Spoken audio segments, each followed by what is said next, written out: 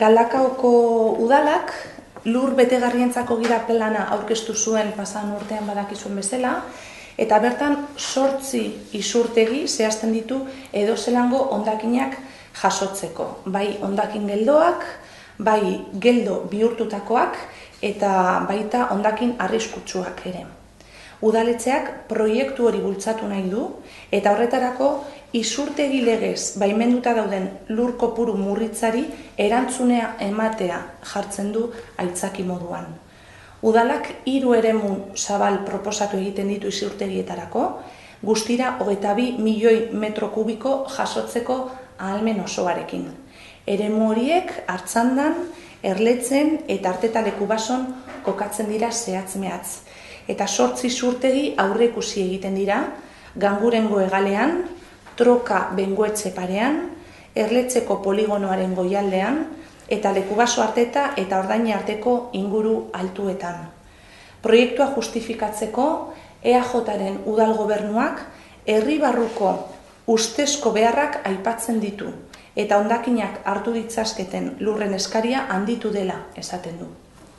EH Bildutik uste dugu proiektu ez dela inolaz ere justifikagarria, eta Galdakaoko lur betegarrientzako gida plana guztiz alboratzea exigitu nahi dugu. Herri antolamenduko plan orokorrak esaten du, Galdakaon lur mugimenduetatik eratorritako beharra 850.000 metro kubikokoa dela, eta beraz, planaren beharra ez dago inolaz ere justifikatuta.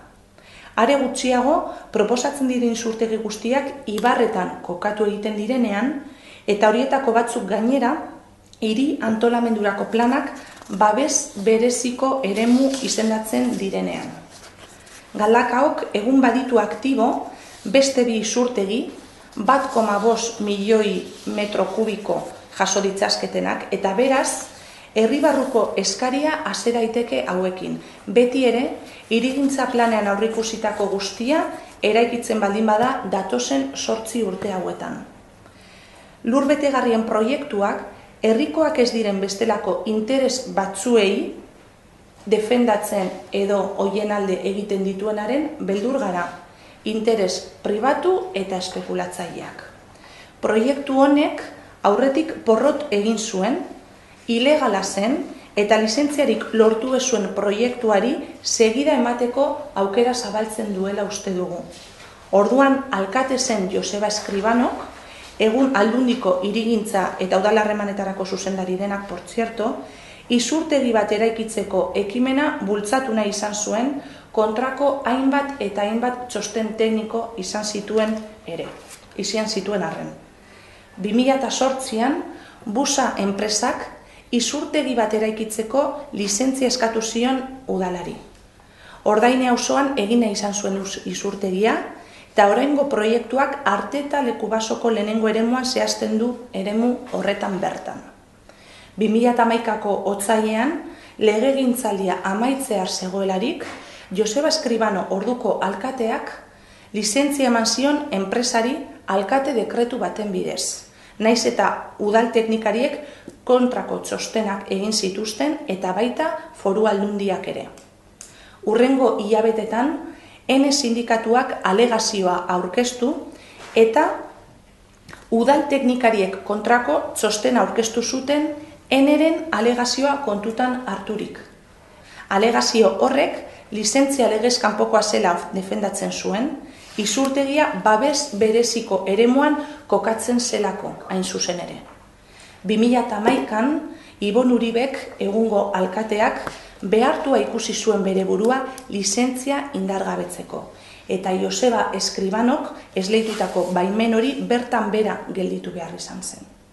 Orain, plan berri horrekin, legez kanpokoa zen proiektuari ateak irekitzen zaizkiola uste dugu, eta proiektu hura zabaldu egiten da Galdakao makroisurtegi bihurtzeko nahi batekin.